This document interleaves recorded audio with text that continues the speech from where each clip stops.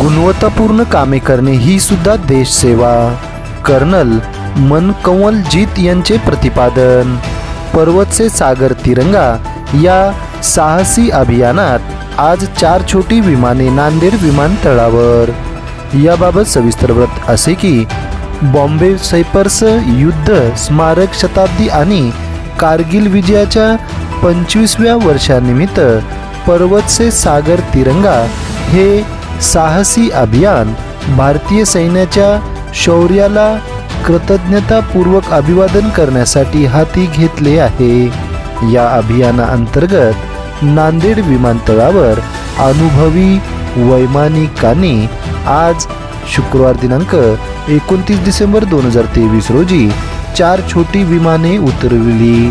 कारगिल युद्धामध्ये शहीद झालेल्या जवानांचे शौर्य आणि त्यागाची माहिती नवीन पिढीपर्यंत पोहोचावी, तसेच युवा वर्गाने अशा अभियानापासून प्रेरणा घेऊन देशसेवेसाठी गुणवत्तापूर्ण काम करण्यातच देशसेवा असल्याचे प्रतिपादन कर्नल मनकंवलजीत यांनी आज शुक्रवारी केले आहे.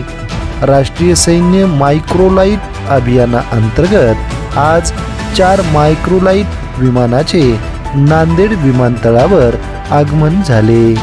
यावेळी lieutenant colonel ABTM lieutenant colonel Jitendra Siwach, निवासी उपजिल्हाधिकारी महेश वडतकर, अप्पर पोलीस अधीक्षक अविनाश कुमार, उपविभागीय अधिकारी विकास माने, विमानतळ सुरक्षा अधिकारी बोरगावकर, कॅप्टन संघमित्रा राई, मेजर गरिमा पुनियानी, कॅप्टन प्रियदर्शनी के आदींची उपस्थिती होती. राष्ट्रप्रेमाची भावना वृद्धिंगत व्हावी, तसेच नव्या पिढीला देशासाठी बलिदान दिलेल्या सैनिकाचे शौर्य याबाबतची माहिती व्हावी, या उद्देशाने भारतीय सैन्याच्या वतीने काश्मीरपासून ते कन्याकुमारीपर्यंत 4 मायक्रोलाइट विमानाने मायक्रोलाइट अभियान 2023-24 सुरू करण्यात आले आहे. या अभियानात ही विमाने काश्मीरपासून कन्याकुमारीपर्यंत एकूण 9500 किमीचा प्रवास पार करतील. या अभियानाच्या माध्यमातून साहसाचे आणि सांघिक कामाचे प्रदर्शन होणार आहे. हे अभियान देशाच्या प्रादेशिक विविधता आणि सुंदरतेचे प्रतीक असल्याचे कर्नल मनकंवलजीत यांनी सांगितले. विमानाचे वैमानिक राष्ट्रीय व सैन्य ध्वजाला गर्वाने अवकाशात फडकवणार आहेत. सैन्याचे हे अभिनव अभियान असून यापूर्वी कधीही असे अभियान झालेले नाही.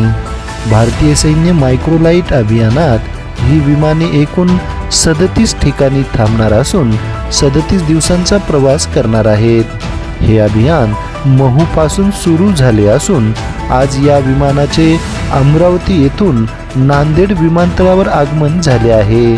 नांदेड विमानतळावरून ही मायक्रोलाइट विमाने उद्या बिदरकडे प्रस्थान करणार असल्याचे भारतीय सैन्याचे कर्नल मनकंवलजीत यांनी सांगितले असल्याची माहिती आज शुक्रवारी सायंकाळी 5:15 वाजताच्या दरम्यान जिल्हा माहिती कार्यालय नांदेड यांच्याकडून प्राप्त झाली आहे.